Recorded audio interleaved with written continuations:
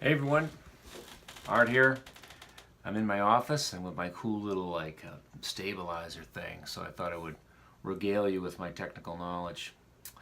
Anywho, I wanted to talk briefly today about your definition of successful aging. That's what it's all about now, right?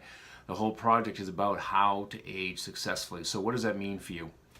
Well, I thought I would throw out like my version of what it means to age successfully. And a good example of this was at a family event this past weekend.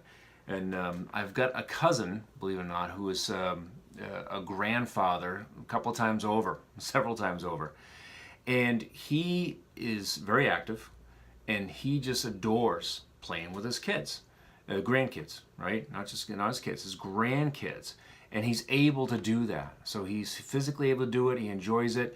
He's out there. And what if, just consider this for a minute, if you have grandchildren or are going to, or maybe you have multiple, maybe you have great grandchildren, who knows?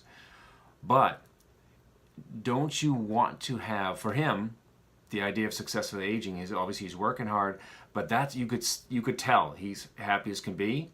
He doesn't need a whole lot more than that, and the fact that he can do it is one definition of successful aging. And that would definitely fall into my category. Like, who doesn't want to be there, for example, I want to walk my daughter down the aisle.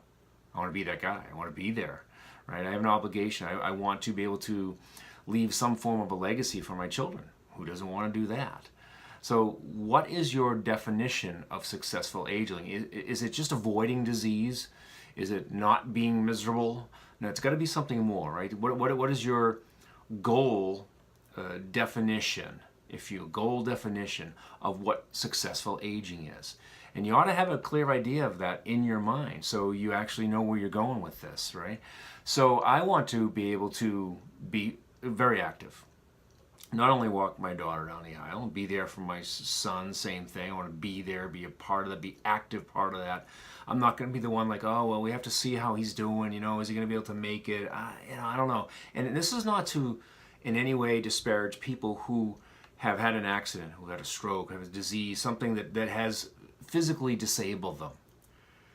But we'll talk about this on another video, but being disabled through the simple act of neglect is really not an option.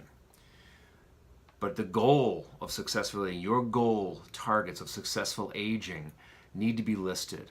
So I want to be physically active. I want to be there for my family. I want to be involved with these major life events like weddings and things like that. You need to be ready for all of that, and you need to plan for it now. Because we're all making decisions today that are going to impact our quality of life then.